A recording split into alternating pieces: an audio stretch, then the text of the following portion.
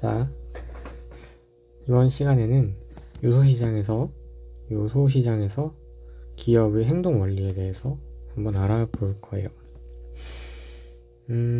기본적으로 생산 요소시장에서는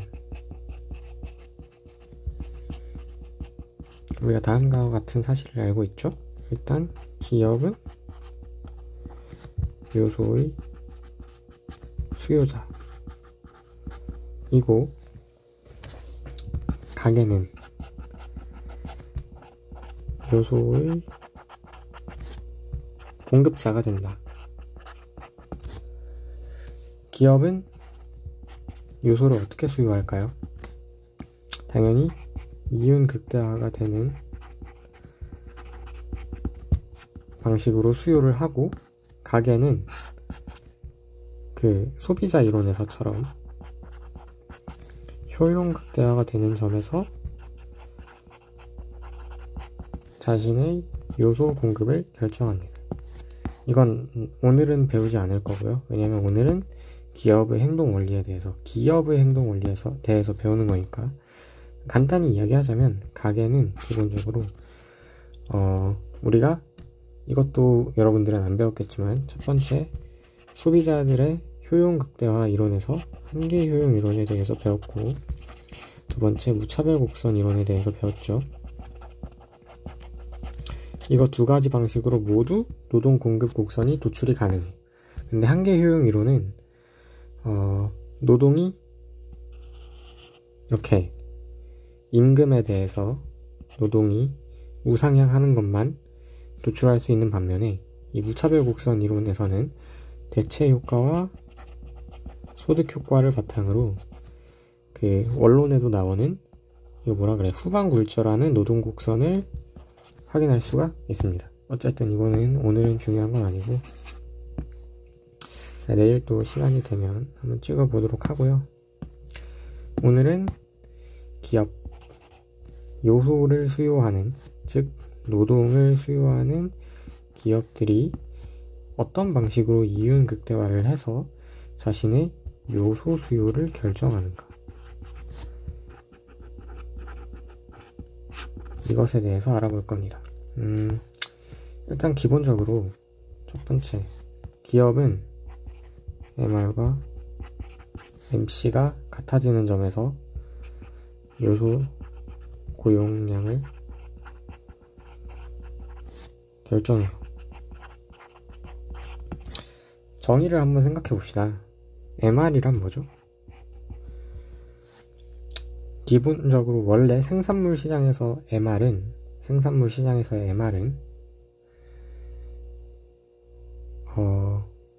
내가 한 개 더 생산할 때 내 총 수입이 얼마 변하는가, 이것을 한 개 수입이라고 했고, MC도 마찬가지로 한 개 생산을 할 때 내 총 비용이 얼마나 변하는가를 이제 개념적으로 정의한 어떤 하나의 개념들이었죠. 그래서 이것들은 수학적으로 어떻게 정의가 됐냐면, 델타 Q분의 델타 TR로 정의가 됐었고, 마지널 코스트는 델타 Q분의 델타 TC로 정의가 됐었습니다. 그러면 이 생산 요소 시장에서는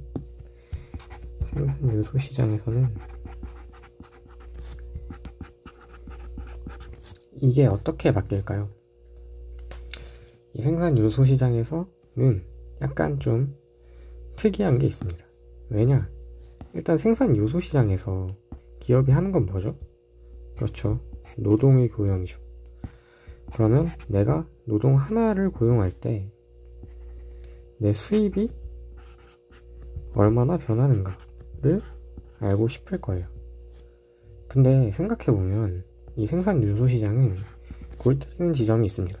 그게 뭐냐면, 노동 하나를 고용하면 이것이 바로 기업의 수입으로 돌아오느냐? 아니다. 메커니즘이 어떻게 되냐면, 노동이 하나 고용되면 이 사람은 X개의 생산을 합니다. 생산을 한 걸 생산물 시장에서 시장가? 뭐라 그러지? 뭐 어쨌든 형성된 가격, 시장에서 형성된 가격으로 그걸 팔아서 그때야 비로소 Y1의 수익을 얻죠. 우리가 생산물 시장에서 했던 MR은 처음에 우리가 바꿀 수 있는 변수 하나, Q 하나당 당장 그거 팔면 바로 수입이 나왔어요. 이렇게 이중고리가 아니고 시장도 두 개를 건너뛰지 않고 그냥 바로 이렇게 나왔다고. 굉장히 쉬웠다면 생산 요소 시장에서는 논의가 좀 복잡해진다. 왜냐? 내가 궁금한 건 노동 하나 바꿀 때 나의 수입이 얼마가 되느냐. 이것을 우리가 MRPL이라고 하기로 했습니다. MRPL이라고 정의하고 이걸 우리가 한계 수입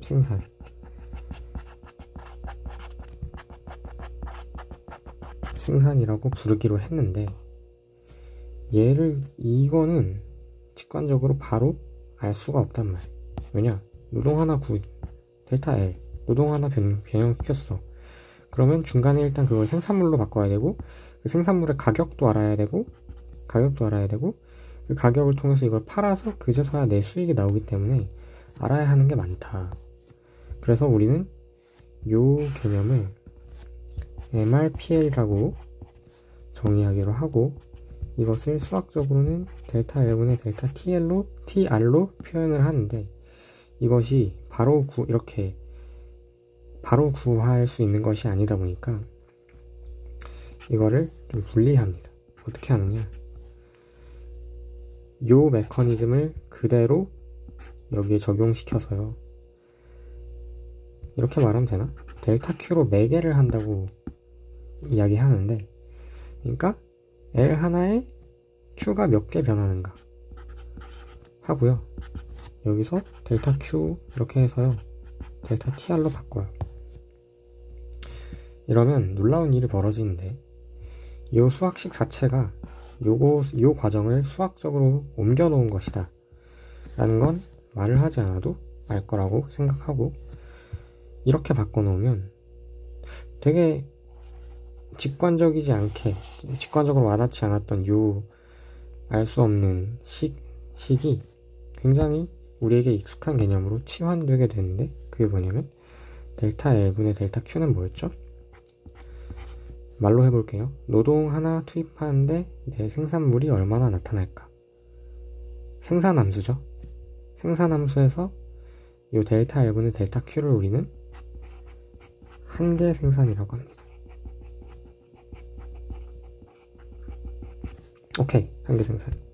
그러고 생산물, 이거는 생산함수였어요. 생산함수.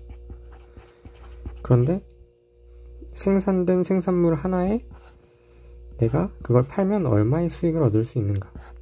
이건 우리가 뭐라고 했냐면 MR이라고 했었죠. 한계 수익. 굉장히 놀랍게도 MRPL은 사실 MPL 곱하기 MR로 정의될 수 있었다.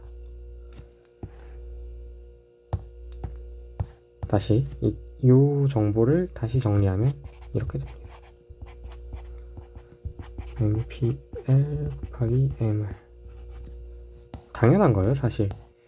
이거를 용어로 바꿔놓은 것밖에 용어로 바꿔놓은 것밖에 안 됩니다. 우리에게 익숙한 개념으로 바꿔놓은 것밖에 안 돼요. MPL 뭐예요? 의미가 노동 하나 투입했을 때 생산물 몇 개 나오느냐.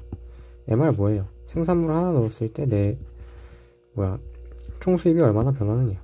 정확히 1L XQ 1Q Y1 똑같죠? 그래서 우리는 생산 요소 시장에서 기업의 이윤 극대화를 파악하기 위해서 MRPL이라는 어떻게 보면 조금 생소한 혹은 좀 생소한 그런 개념을 하나 도입했습니다. 이것을 우리가 뭐라고 한다? 한계 수입 생산이라고 한다. 저도 한글은 못 외웠어요. 한계 수입 생산. 자, 그러면 우리 MR과 MC 중에 MR에 해당하는 건 배웠어요. 생산 요소 시장에서 MR에 해당하는 건 배웠는데, 이제 그럼 MC에 해당하는 걸 봐야겠죠. 똑같습니다. MC에 해당하는 거. MC에 해당하는 기업은 뭐가 궁금할까요? 노동 하나를 집어 넣었을 때 총 비용이 어떻게 변하는가가 궁금하겠죠. 근데 이 친구는 하여튼 요런 걸 규정하는 개념으로 MFCL 이라는 걸 도입하고, 얘를 영어로 뭐라 그러더라? 한계 요소 비용이었던 것 같아. 한계 요소 비용. 한계 요소 비용이라는 말을 사용하는데, 얘는 조금 더 쉬워요. 왜냐? 아까는 요거는 생산 측면이고, 요거는 생산물의 MR이었단 말이에요. 근데 얘는 그냥 노동 하나 고용해. 그러면 생산 요소 시장의 임금이 있겠죠? 임금은 wage, W. 그냥 그게 바로 TC가 돼요.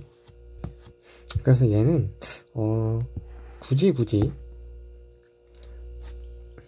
어떻게 아까처럼 좀 특별하게 대우하진 않습니다.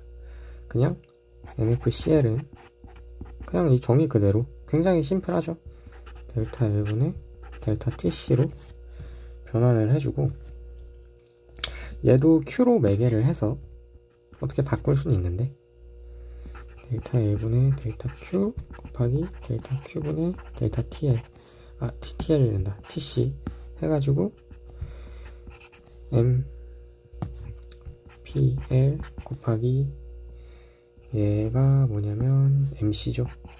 MC 이렇게 바꿔줄 수 있기는 한데, 사실 요거는 딱히 의미가 없다. 그냥 뭐 기억만 해두면 되겠죠. 이제 뭘 해야 되냐. 그래서 기업은 뭐다?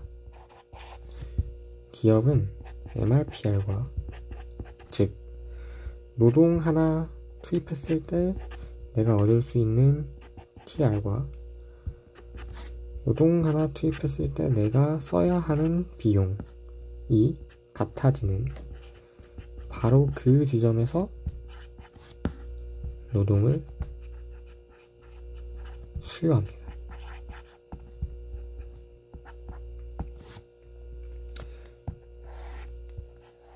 이게 생산 요소 시장에서 여러분들이 기억하고 있어야 하는 가장 중요한 대원칙입니다.